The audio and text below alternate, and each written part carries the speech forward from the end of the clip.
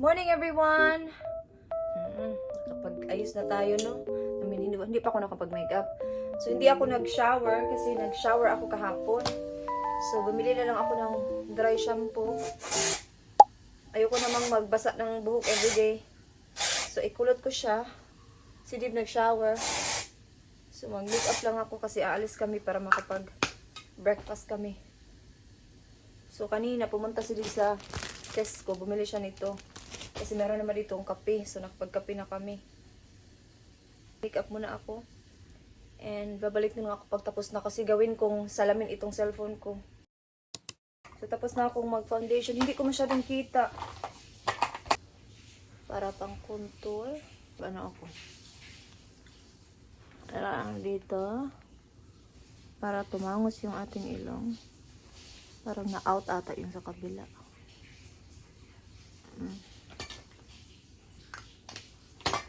Hindi ako makakita pag walang salamin.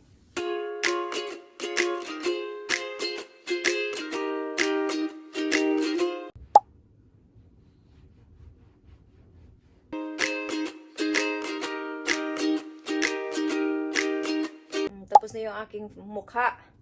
So, yung kilay na lang. So, mamaya papunta kami ni Did sa Selfridges.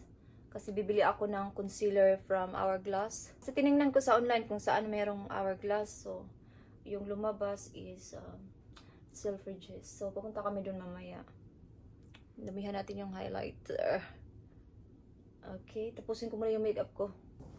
So, yan lang yung suot ko. Simple lang.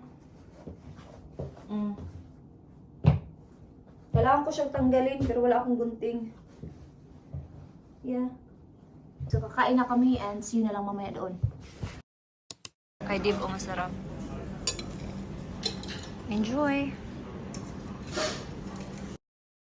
Dito kami ngayon sa Primark. Kasi naghahanap ako ng pajama. Yung pajama ko na pang winter, wala na.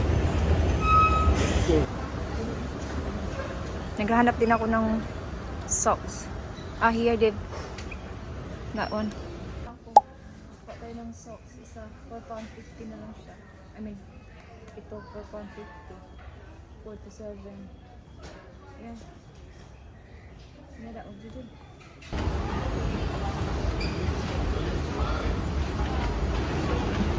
Pabili na ako ng pajama. Ngayon, pupunta na naman kami sa Uniqlo. Diyan lang din sa labas. Kasi bibili ako ng isang bag na ganito. Yung kulay cream. Yan siya, oh. So, ito yung gusto ko. Yan. 14 pounds. Parang ganun. Tingnan natin, be. 40.90 siya. Let's go.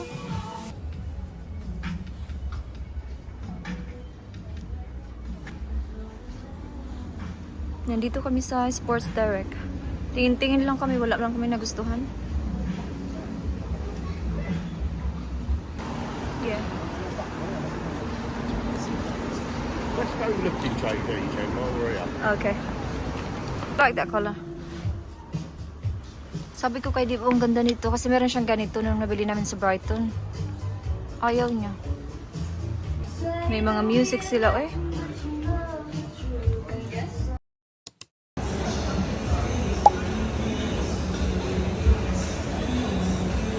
Charlotte Tilbury. Bili ako ng concealer.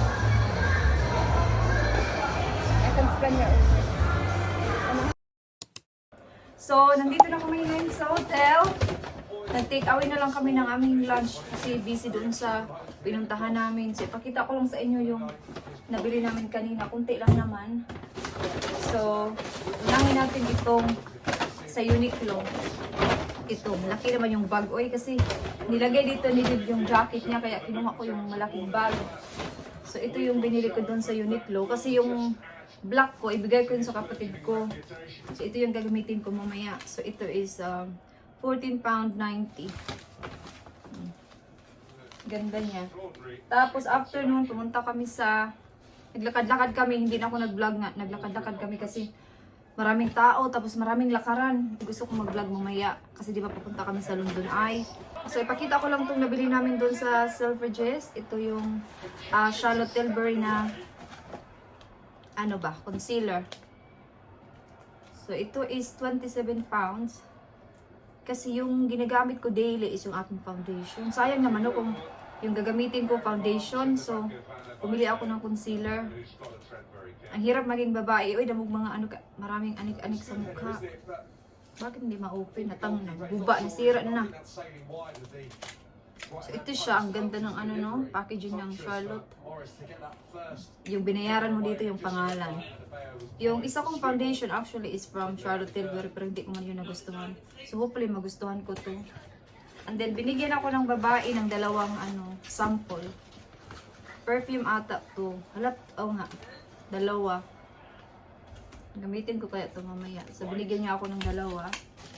Tapos, pumunta kami sa Chanel. Pumunta kami sa Gucci. Kasi marami doon mga, ano, mga mahal na brands. Mga Prada, LV, ganun. Pero hanggang tingin lang tayo no, kasi wala tayong budget. So, ang dami kong spray kanina. Kaya naguluhan ako kung anong perfume yung gusto ko. Ang gusto ko talagang bilhin is trainers. Tapos, sabi ni Dave, bilhin ko na yan sa'yo para parang regalo niya na. Pero nag-change yung ano ko, isip ko. Gusto ko na lang ng perfume. So, ito yung binili niyang perfume, yung Gucci na Bloom. Merong isa noon yung mas cheaper, mga 10 pounds cheaper. Pero ito kasi yung mas long lasting. Kaya kanina, ang dami kong pabango kasi ang dami kong tinry. But, I ended up itong Gucci kasi mabango siya. So, hopefully, magustuhan ko siya no, in the long run. Tapos, binigyan ako ni Gucci ng mga sample. Meron na akong 4 na sample dito. Yeah. Yun lang naman. So, thank you very much. Nagdadalawang isip talaga ako bumili niyan kasi medyo mahal man siya, no? Pero siguro naman matagal man din to sa akin. No? Matagal yan maubos. And then, nasira na yung bag ng Primark. Pumunta kami doon first. Kasi kailangan ko ng pajama. Tulabhan ko to pag-uwi namin.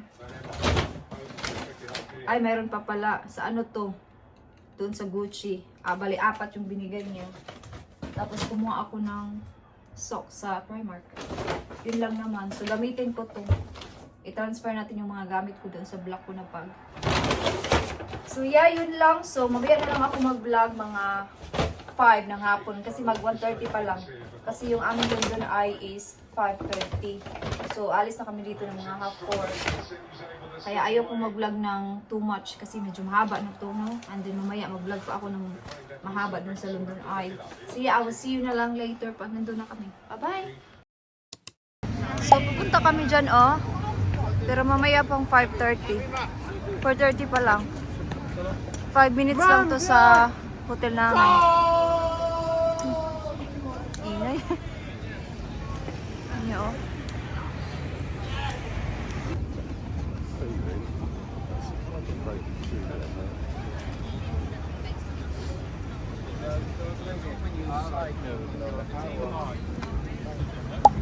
Lakad-lakad lang muna kami dito kasi aga pa.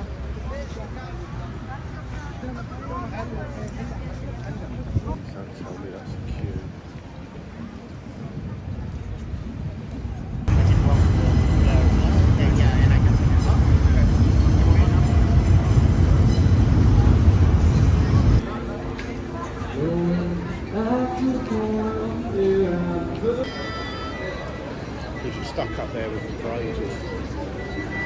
So, pila na kami, oh. Tingnan niyo yung pila.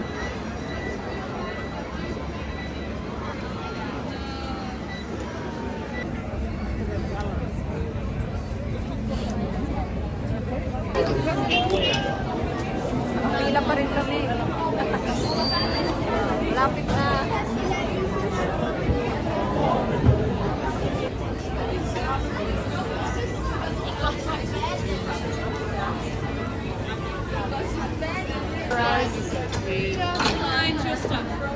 Oh my god.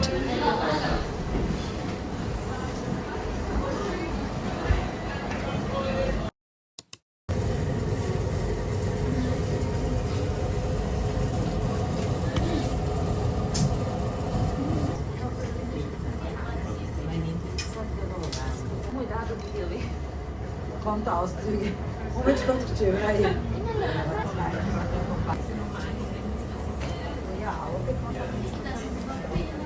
Grabe, nakakatakot din dyan sa baba. Dave, out the way.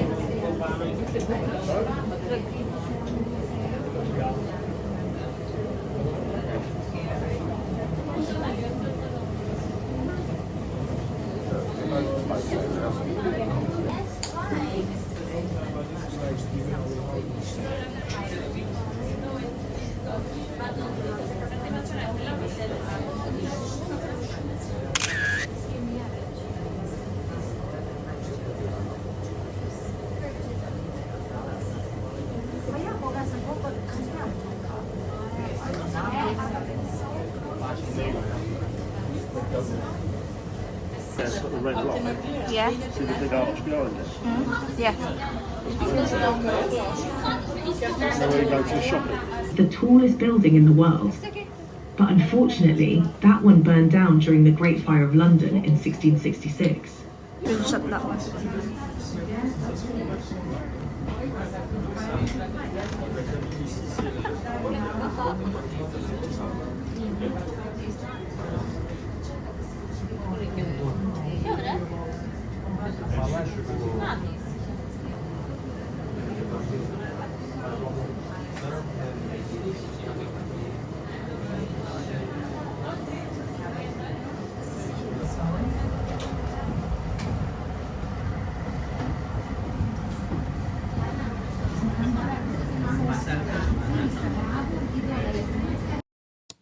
So, pabalik na kami ngayon ng hotel. 1:30 pa yung book ng aming dinner pa. So, uwi lang muna kami kasi 5:30 pa naman. Maaga pa. Para makapag-charge din ako. Kasi ano na, 32% na lang. Kasi nakatulog ako kanina. Hindi ako na-charge yung cellphone. Busy dito. Ang daming tao. Hindi makita kasi doon. Maraming tao.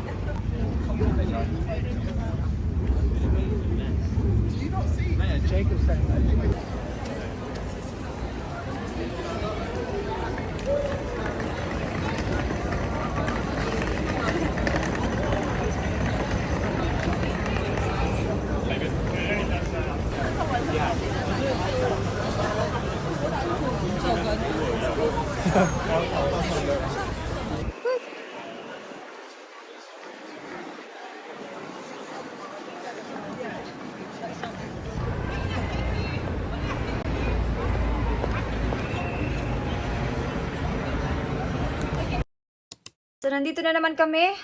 Nag-charge ako ng cellphone ko. Actually, hindi ako nag-charge kasi naggamit ako ng cellphone. So, yes. So, mamaya na lang ako mag-vlog pag nandun na kami sa dinner namin kasi maaga pa. Si Dave nasa baba. Wala lang. Nag-chill lang siya doon sa baba. And ako dito nagpa-charge. So, yeah. Mamaya na lang ako mag-vlog. See you later. Okay. So, mag-ready na naman kami para lalabas na naman. Maglakad lang kami kasi malapit lang naman. So yung kakainan namin tonight is Vietnamese restaurant. And then on the way back, mag-stop kami sa Jollibee. Kasi yung friend ko magpabili ng bucket of manok. Half daw, half spicy and half original. I don't know if you can do that, can you? Yeah, you can, yeah. You can order it like original or half.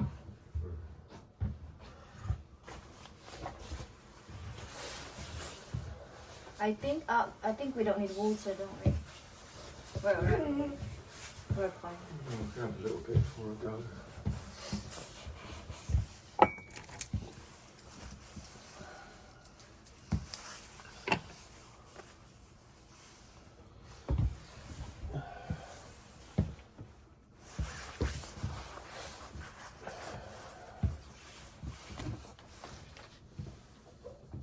I'm gonna do my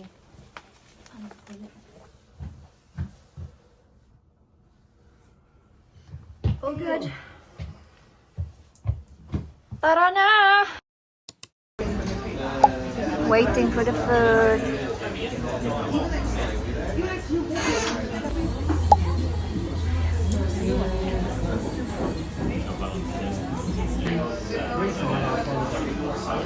Okay, kain tayo. Gutom na. So, ako'y nagbabalik.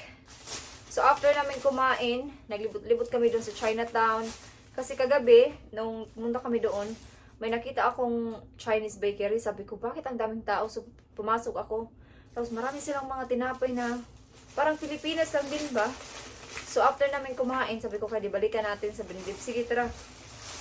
So, pumunta kami sa isang bakery. Parang hindi ko siya nagustuhan kasi parang hindi siya fresh ba?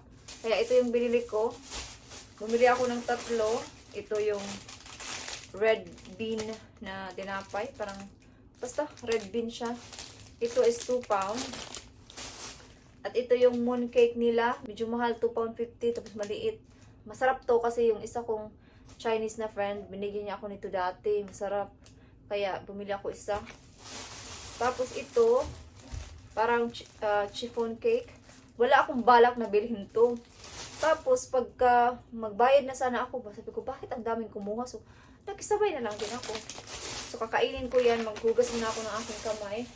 So, anyway, yung kinain namin, hindi ko siya naubos. As in, ang laki ng portion niya. Tapos, anyway, pumunta pala kami sa Vietnamese restaurant. So, malaki siya. Kahit siguro gutom ako, hindi ko yun maubos. So, yeah, basta malaking portion. So, maghugas muna ako ng aking kamay. Tapos, tikman ko yung tinapay. Grabe yung London. First time ko kasi na dito ba na gabi. Kasi, normally, pag pumupunta kami dito sa London, during the day kasi yung sister-in-law ko taga dito siya. So, pag gabi naman, hindi kami pumupunta dito talaga sa Central London. So, first time po, grabe, ang daming tao no, especially talaga sa, Chinatown. As in, hindi ako makapag-vlog doon kasi, talaga, basta, maraming tao. Dikit-dikit lahat.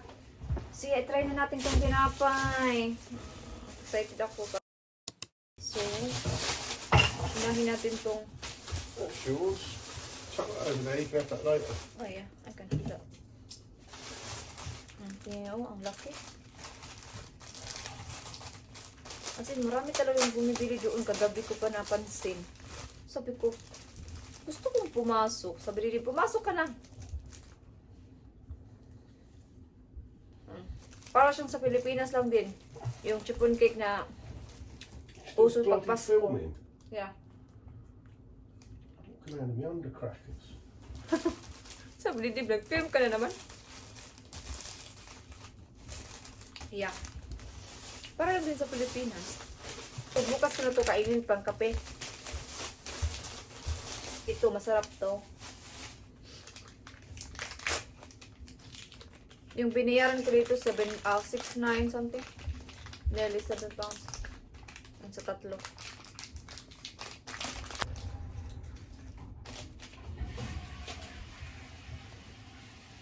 Para siyang hopya. Pero mas masarap siya kasi sa hopya.